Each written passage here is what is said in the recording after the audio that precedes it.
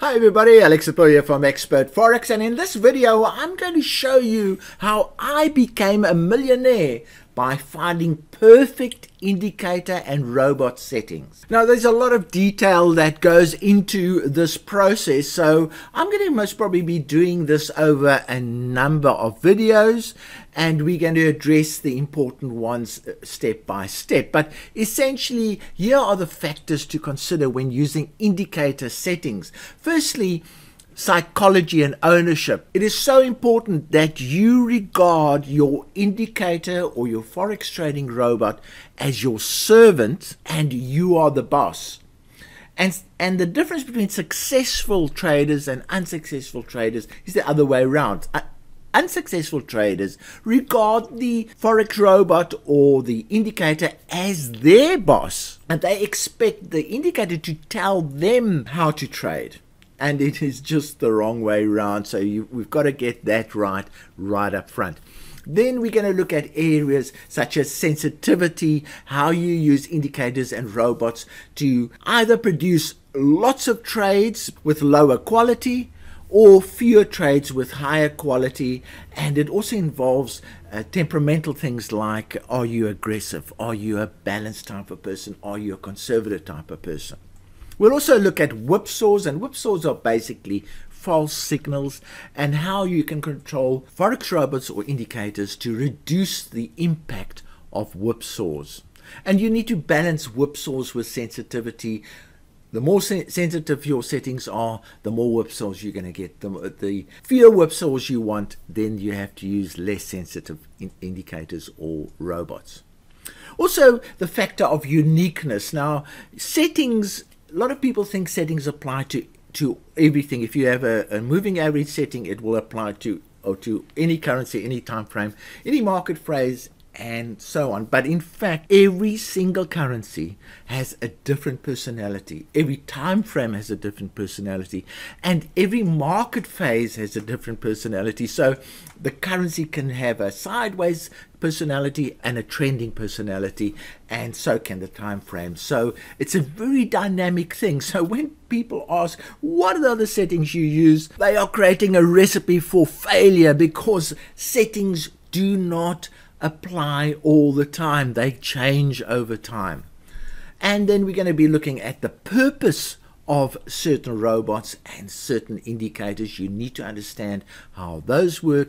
And then we're going to look at some creativity with indicators, how you can use them together, how you can combine them, how they can use them in unusual ways, and that type of thing. There's a lot that we can go through in this particular process. Now I'm going to address the psychology and ownership part in this video, and unfortunately it is the most underestimated success factor in trading. So psychology and ownership is a factor that contributes 80% to the success rate of a trader. And as we go through that, you'll realize why that is so important. So I'm going to address that in this particular video. Now, in spite of me being a retired chartered accountant with an MBA and those kind of qualifications, one of the other qualifications that I did develop over the years is that I qualified as a hypnotherapist. And when you do that, you study a lot of psychological aspects, and one of the things that I did study was things called archetypes. Now, archetypes are basically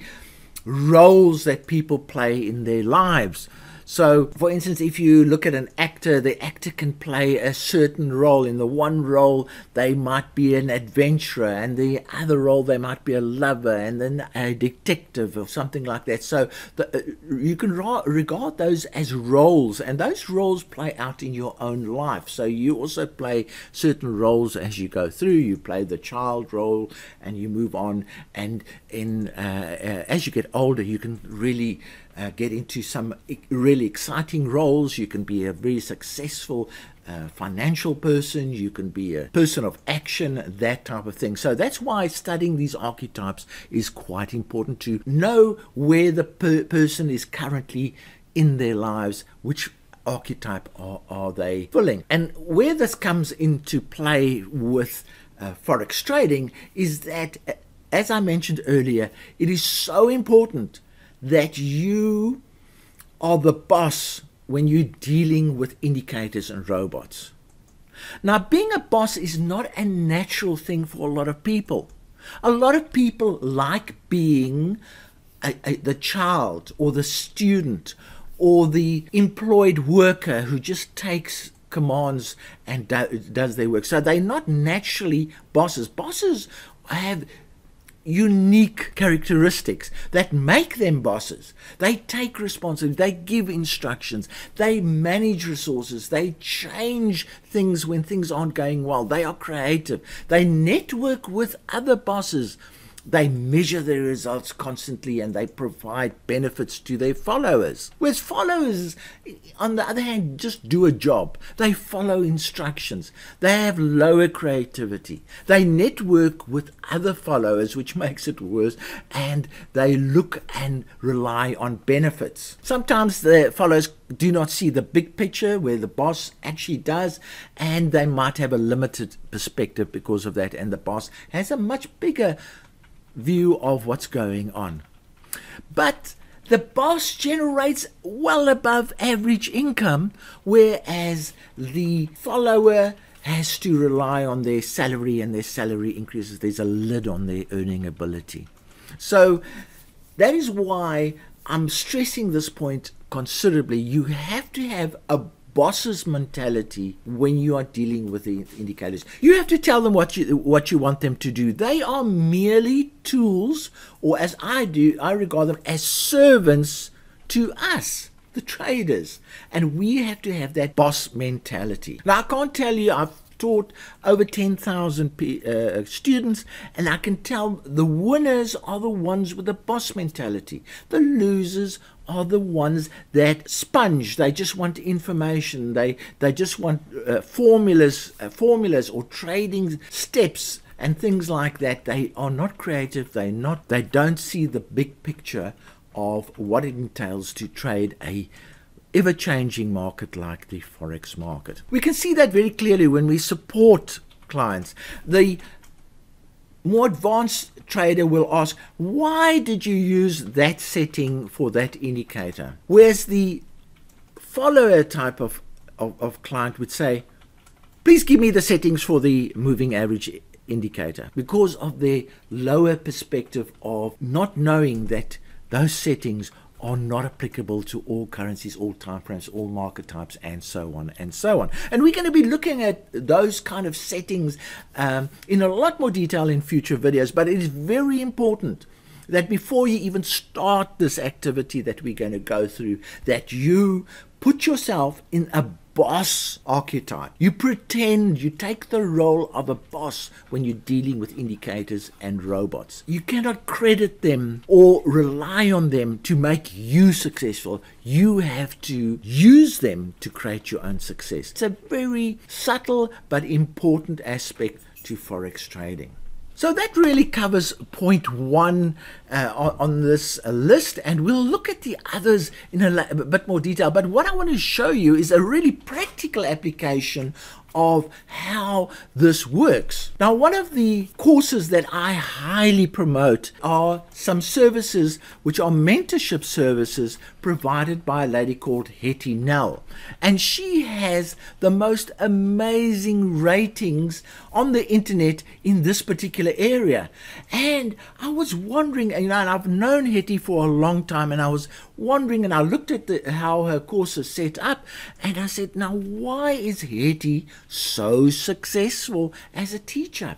And here's a example of a video of me promoting Hetty's courses, and here's one from I think last year sometime, and I think maybe earlier this year. So all of these I have been promoting, and I really do encourage clients to go there because of her fantastic success rate and customer satisfaction. So I've been chatting to Hetty, and here's an email that was sent to me last month. So what she does, and she analyzes traders' temperaments and their personalities, and because she believes, and if you can see here, mimicking other traders' trading styles or strategy can be disastrous if it goes against your own temperament and your own personality strengths. So what she does, and this is why she's so successful, why she gets these high ratings is she does a personality assessment. And there it is, the personality assessment. And she can then get a good feel what kind of trader the person is, and she can then know whether to stress swing trading or day trading or scalping or automated trading. She can then mold her course around the student rather than just doing a bland course and expecting them to mimic other people's trading strategies and styles. So that's where her success comes from, and that is why her students do so well. If you have a look at those videos that I've just shown you, you'll see the most amazing feedback from students that they are so happy to do a course. And here is the reason: because she doesn't treat it like a sausage factory. She assesses each student as a unique student and molds her course around that. So I will have a link to Hetty's courses in the description of the video, as well as in the first commentary of the video. Now, in future videos we will be looking at the other areas that I haven't chatted about yet, which is the sensitivity, the whipsaws, the uniqueness, the purpose of indicators and robots, and the creativity, how you can creatively use those robots and indicators. But as the title of this video shows, that this is a very serious matter. If you can master the psychological side of using indicators and robots, and you can then master the technical side by using them as servants, you have a much bigger chance of reaching your full potential as a Forex trader. So remember to look Hetty Nell's course up, and from me, Alex Deploy, cheerio.